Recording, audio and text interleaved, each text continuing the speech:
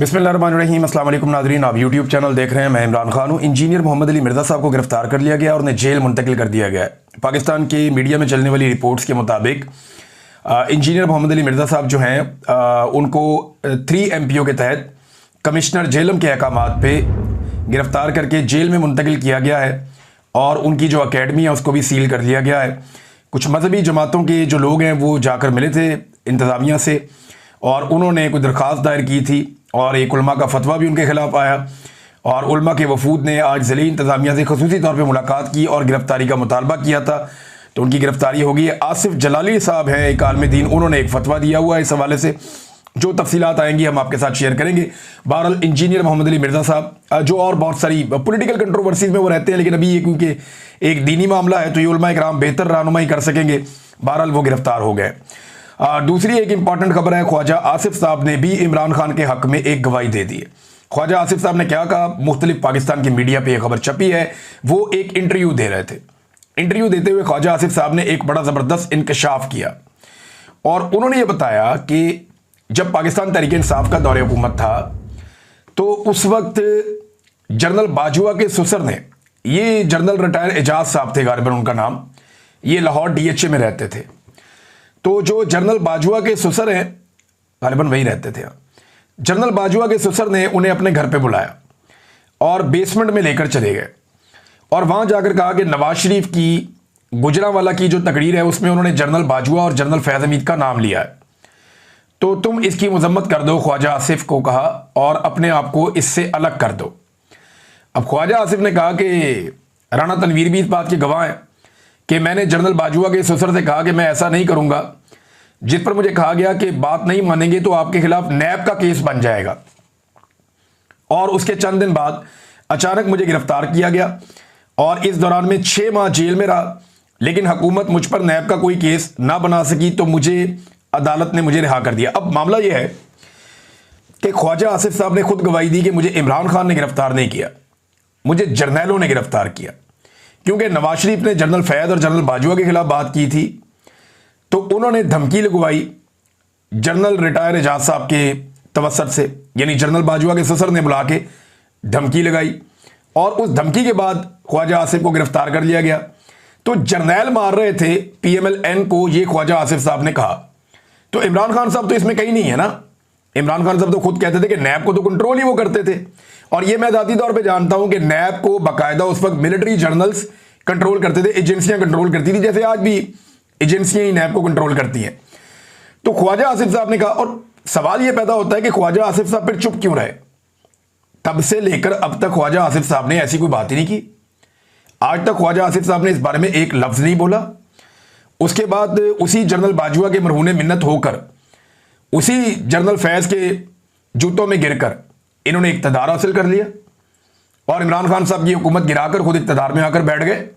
अगर वो जर्नैल इतने बुरे थे तो इनको चाहिए था ना उन्हें एक्सपोज करते, या कम से कम वज़ीर दिफा बनने के बाद ख्वाजा आसिफ को चाहिए था कि उस शख्स पे कानूनी कार्रवाई करते जिसने इन्हें धमकी दी थी कि मैं तुम्हें गिरफ्तार करवा दूंगा या तुम्हें गिरफ्तार कर लिया जाएगा और तुम पे नैब का केस बना दिया जाएगा अगर तुमने अपने आप को इससे अलग ना किया और इसकी मजम्मत ना की। तो ख्वाजा आसिफ साहब ने एक तो बहुत देर से ये बात की, यानी रिटायर्ड जर्नैलों को, उनके रिश्तेदारों को मारना बहुत आसान होता है, इनको हाजिर ड्यूटी माई बाप चाहिए होता है। रोजाना की बुनियाद पे आप देखें कि अभी कल की बात है, वो कैप्टन सफदर ने जो है वो नदीम अंजुम साहब को धोया बैठ के, साबिक DG ISI, और अब जो है वो ख्वाजा आसिफ साहब जनरल बाजवा को धोते हैं हर दूसरे चौथे दिन। अब उनके ससुर की भी धुलाई की है, जनरल फैज़ को भी रिटायरमेंट के बाद से ये टिका के धो रहे हैं।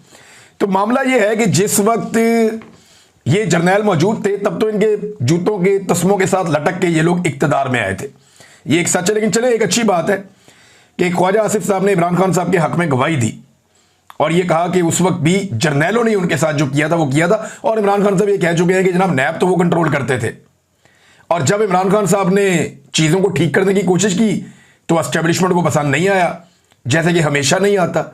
जो भी आदमी अपनी डोमेन वापस मांगता है या पॉलिटिकल स्पेस को बढ़ाने की कोशिश करता है, उसकी हुकूमत पाकिस्तान में मिलिट्री एस्टेब्लिशमेंट गिरा देती है। बहरहाल ये एक दूसरे के पोल खुद ही खोलेंगे और ज़्यादा किसी और को कुछ करने की ज़रूरत नहीं रहेगी, चीज़ें खुद ही खुलती रहेंगी। एक और नाज़रीन, ख्वाजा आसिफ साहब ने माफ़ी का एक नया फॉर्मूला भी दे दिया।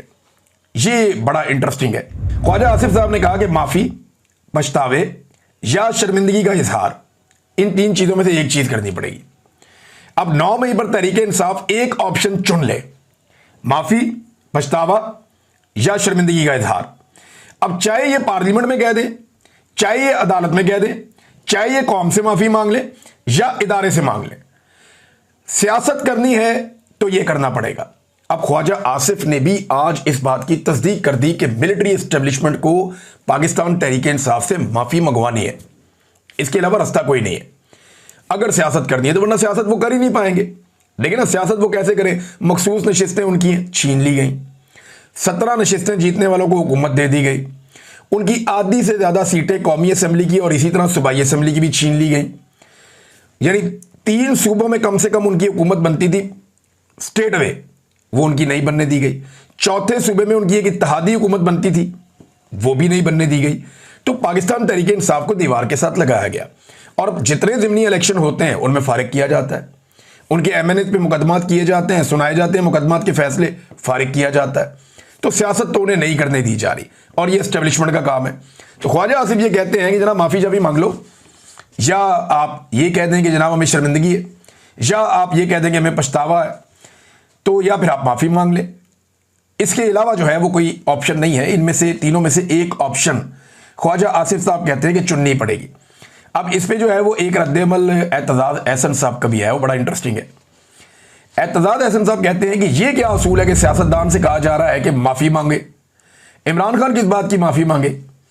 9 मई पर इंतज़ामिया और आईजी पंजाब को माफ़ी मांगनी चाहिए।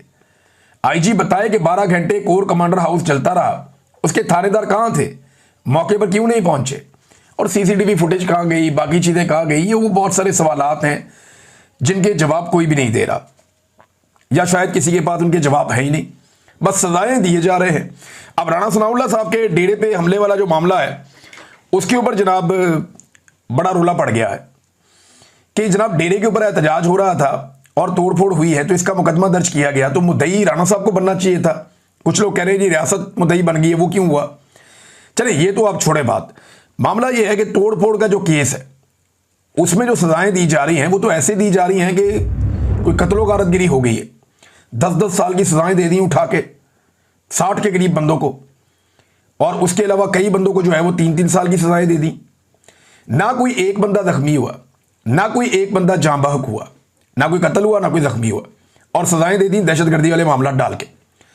अब यही राणा सनाउल्लाह हैं, जब ये वजीर कानून थे और पंजाब की पुलिस को और सारे निज़ाम को कंट्रोल करते थे, तो इन लोगों के ऑर्डर के ऊपर गोली चलाई गई मॉडल टाउन में, और जब वहां गोली चलती है तो उसमें 14 लोग शहीद हो जाते हैं, जाँ बहक हो जाते हैं, और उसमें दर्जनों लोगों को गोलियां लग जाती हैं, लोग अस्पतालों में पहुंच जाते हैं, खवातीन के मुंह के ऊपर गोलियां मारी जाती हैं, हामला खातून जो है उसे शहीद कर दिया जाता है।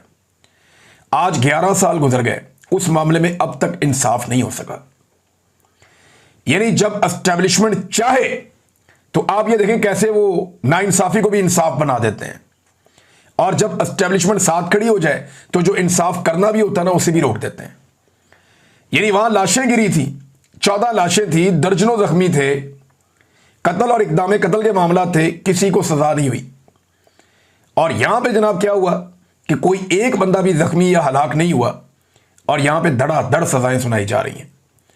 रियासत है ना, जिस तरफ मर्जी मामला ले जाए। ख्वाजा आसिफ ठीक कहते हैं ना कि फिर सियासत नहीं करने देंगे, कोई भी काम नहीं करने देंगे, और मामला उसी तरफ चल रहा है। उमर अयूब साहब ने इस सजा के ऊपर अपना रद्द-ए-अमल दिया है। उमर अयूब साहब कहते हैं कि मुझे दीगर तहरीक इंसाफ के रहनुमाओं और कारकुनों को आज ATC फैसलाबाद के जज जावेद इकबाल शेख ने राणा सनाउल्लाह के घर पर मुबैना हमले के झूठे इल्ज़ाम में 10 साल कैद की सजा सुना दी। मैं उस जगह कभी मौजूद ही नहीं था, और इस्तगासा के किसी गवाह ने मेरा नाम तक नहीं लिया। मजीद ये कि इन्हीं गवाहों की गवाही को गुज़िश्ता साल ATC सरगोदा ने मुस्तरद कर दिया था और इन्हें झूठा करार दिया था। इस फैसले के बाद मेरे खिलाफ मजमूई तौर पर कैद की सजाएं 40 साल की हो गई हैं। अब वो ये कहते हैं कि 28 दिसंबर 2007 को बेनज़ीर भुट्टो जब कत्ल हुई तो उनकी शहादत के बाद पीपल्स पार्टी के कारकुनों ने हरिपुर में मेरे घर पर हमला किया और जलाने की कोशिश की। मगर उस वक्त ना कोई गिरफ्तारी हुई और ना ही किसी को सज़ा सुनाई गई। अब आगे वो एंड में जाके कहते हैं कि जनाब ये तो फस्तायत हो रही है और बदतरीन फस्तायत हो रही है, मगर मैं हमेशा तहरीक इंसाफ और अपने कायद इमरान खान का सिपाही रहूँगा। इंशाल्लाह इमरान खान पाकिस्तान के वज़ीर आज़म बनेंगे। ये जनाब कह रहे हैं उमर अयूब साहब, उनका रद्द-ए-अमल है, वो गए ही नहीं उस तरफ जिस तरफ मुकदमा उन पर डाल दिया पकड़ के, तल्ला की कोई नहीं। और जितना नुकसान बेनज़ीर की शहादत के ऊपर पीपल्स पार्टी ने किया था उसकी तो मिसाल ही कोई नहीं मिलती। तबाही और बर्बादी फेर दी थी पीपल्स पार्टी ने, अरबों डॉलर का नुकसान कर दिया था पाकिस्तान का, लेकिन कुछ नहीं किया गया। रियासत खामोश हो गई कि आगे बढ़ना। लेकिन ये 9 मई के अंदर जो है ना एक जिद पकड़ी हुई और इसको बहाना बनाकर एक पॉलिटिकल पार्टी को विक्टिमाइज किया जा रहा है, दीवार के साथ लगाया जा रहा है। ये बहाना है और कुछ नहीं है। अब असद कैसर साहब जैसे एक, यानी असद कैसर जैसा बंदा जो ज्यादा शिद्दत में भी नहीं जाते, ये तो वो बंदा है जिसने रूलिंग भी नहीं दी थी, कासिम सूरी साहब को देनी पड़ी थी, बड़े मोहतात रहते हैं। अब उनके घर पे छापे मारे जा रहे हैं। असद कैसर साहब कहते हैं कि थोड़ी देर पहले तकरीबन 10:30 बजे रात का वक्त था, अब मेरे इस्लामाबाद वाले घर पर पुलिस ने गैर कानूनी तौर पर छापा मारा। मेरे पास पेशावर हाई कोर्ट की तरफ से दी गई जमानत मौजूद है, लेकिन इसके बावजूद पुलिस हरासा करने से बाज नहीं आती। अगर इनका ये ख्याल है कि हम इन ओछे हथकंडों से डर जाएंगे तो ये इनकी गलत फहमी है। हम ना पहले डरे हैं और ना आगे डरेंगे। हम इस जालिम निज़ाम के सामने डट कर खड़े हैं और खड़े रहेंगे। देखिए, ये ना पाकिस्तान तहरीक इंसाफ को कुछ का कुछ बना रहे हैं। ये चले जाना है इन एस्टेब्लिशमेंट के लोगों ने, ये PMLN और पीपल्स पार्टी के समझने की बात है कि ये जो एस्टेब्लिशमेंट की अभी एक हायरार्की है ना, जिसमें फील्ड मार्शल साहब हैं, DGISI है, या 2 4 5 6 और ये सेक्टर कमांडर्स या कोई सीनियर ऑफिसर्स हैं, इन्होंने हमेशा नहीं रहना, इन्होंने चले जाना है। लेकिन आपने और आपके बच्चों ने या आपकी पॉलिटिकल पार्टीज ने यहीं पे सियासत करनी है।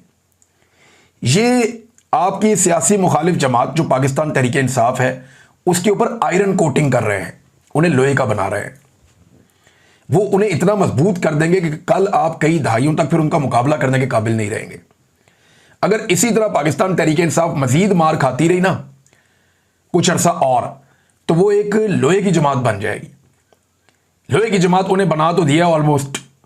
तो जो कुछ उनके साथ जुल्म और फस्तायत की जा रही है, जितने लोगों को, यानी जो लोग नरम भी थे ना पाकिस्तान तहरीक इंसाफ में, उनको भी मजबूत बनाया, खवातीन को बहादुर बना दिया। कोई और पॉलिटिकल पार्टी उनका मुकाबला करने का सोच ही नहीं सकती मजहबी सियासी जमातों के अलावा। यह बात पीपल्स पार्टी और PMLN के सोचने की है। यह बात बाकी पॉलिटिकल पार्टीज के सोचने की है, जमहूरी पॉलिटिकल पार्टीज हैं, कि एस्टेब्लिशमेंट उनका भला कर रही है या उनके लिए एक मुस्तकिल बहुत ताकतवर मुखालिफ पैदा कर रही है। अब ये तो हो रहा है। बहरहाल ये लोग तो चले जाएंगे अपनी नौकरियों से रिटायर होके, तो बाकी जिन्होंने निमटना है वो जाने और उनका काम जाने। हसन न्यादी साहब की जो वालदा है नौरीन खान न्यादी साहबा, उन्होंने स्टेटमेंट दिया है, एक इंटरव्यू उन्होंने दिया। ये इंपॉर्टेंट स्टेटमेंट है, मैं आपके सामने रख देता हूं। और साथ में एक स्टेटमेंट जो है वो शाहिद खटक साहब ने भी दिया। अब ये दोनों स्टेटमेंट शेर अफजल मरवत के बारे में है। अच्छा, ये हसन न्यादी साहब की जो वालदा है वो कहती हैं कि शेर शाह ने कहा कि मुल्क से बाहर रहकर मैं तंग आ गया हूं, अब चाहे मुझे पकड़ें, मैं वापस आ रहा हूं। शेर मरवत जैसों को जो मैसेज आता है उन्होंने बोल देना है, मैं उसकी बात नहीं करना चाहती। इन लोगों ने शैतानियां की कि हसन पकड़ा गया, शेर शाह को भी पकड़ो। अब ये हसन की वालदा कह रही हैं। शेर अफजल का मैं नाम तक नहीं लेना चाहती, ये हर वो काम कर रहे हैं जो उन्हें फीड किया जाता है। हसन मेरा बेटा है तो शेर शाह भी मेरा बेटा है। हसन 9 मई को तकरीर कर रहा था क्योंकि पास खड़े मुजाहिरीन में से एक नौजवान को गोली लगी थी। मैं होती तो शायद ज्यादा सख्त तकरीर करती। शाहिद खटक साहब ने क्या कहा? शेर अफजल को कौन जानता था, उसकी क्या हैसियत थी?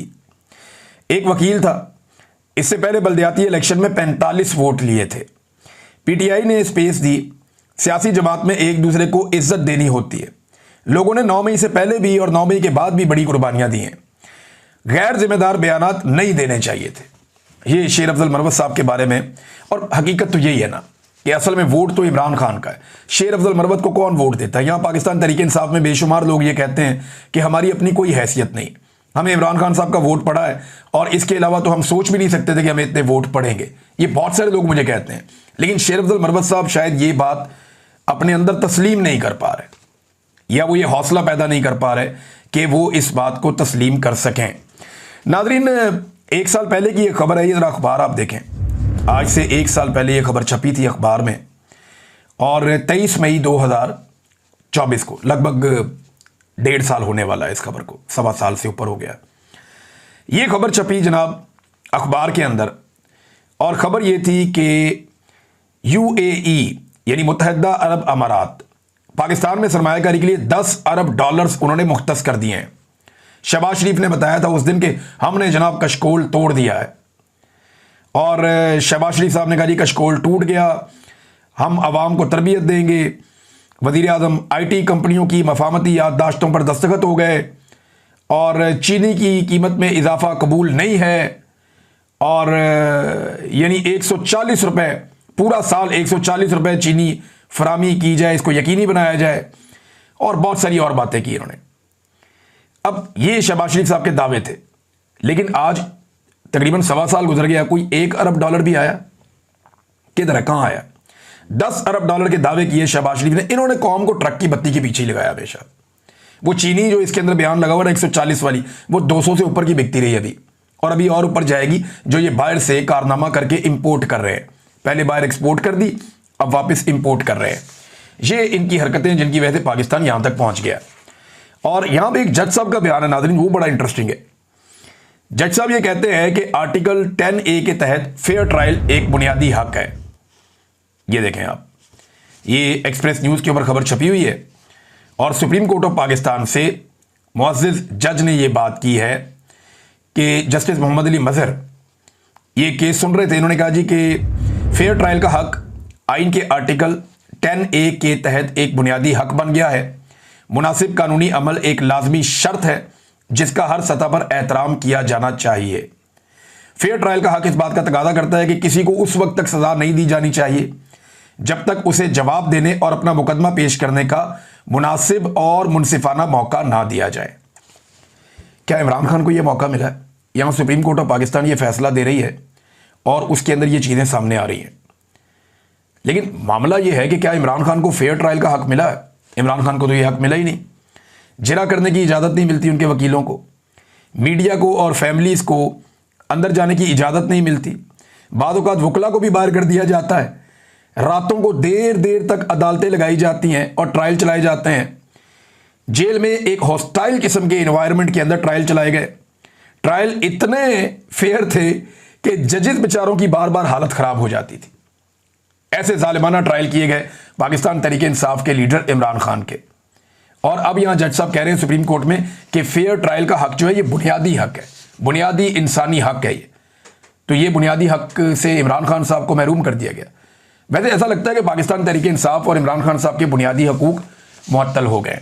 नाज़रीन, जापान से कुछ वीडियोस आई, तस्वीर आई। अव्वल तो मरियम नवाज साहबा को जापानियों ने मुंह ही नहीं लगाया, जो मुझे दिखाई दे रहा है। और जापानियों ने क्या मुंह लगाना था, उन्हें वहां पाकिस्तानियों ने भी मुंह नहीं लगाया, जो मुझे दिखाई दे रहा है। मुझे अनफॉर्चुनेटली ये कहना पड़ रहा है, मैं इस तरह के अल्फाज बोलने का आदी नहीं हूं, मुझे कहना भी नहीं चाहिए था, लेकिन हकीकत यही है। वहां पे चंद लोगों के अलावा वही शक्लें थी, वो घूम घूम के आती थी, या एम्बेसी के थोड़े से लोग थे, या कोई थोड़े से पाकिस्तानी थे जिनको इन्होंने ओहदे दिए हुए, वो घूम घूम के आते थे। एयरपोर्ट पे भी वही होते थे, इस जगह भी वही होते थे, उस जगह भी वही होते थे, हर जगह उन्हीं को घुमा घुमा के ओ बार बार गुलदस्ते लेके पहुंच जाते थे। तो इस तरह घुमा फिर आगे चक्कर दे के इन्होंने अपना दौरा बड़ी मुश्किल से मुकम्मल किया है। लेकिन मैं जापान की वीडियोज और वो देख रहा था, अमीर तरीन मुल्क है, वो पाकिस्तान को कर्जा देता है, लेकिन उनकी टेबल, उनकी कुर्सियां, उनके कॉन्फ्रेंस रूम जहां पे मरियम नवाज को बिठा के ब्रीफिंग्स दी गई, वो जगह इतनी सिर्फ बुनियादी फैसिलिटीज थी, कोई लग्जरी वहां नहीं थी। सिर्फ काम के लिए आते हैं वो लोग, और जितना जरूरत हो उतना ही इस्तेमाल करते हैं। यहां पे आप वजीर आला हाउस में घुसे तो क्या लेविश किस्म के सोफे हैं, क्या शानदार किस्म की टेबल्स हैं, क्या जबरदस्त किस्म की वहां चेयर्स लगी हुई है, कमाल जबरदस्त माहौल बनाते। VVIP किस्म का कल्चर है पाकिस्तान में।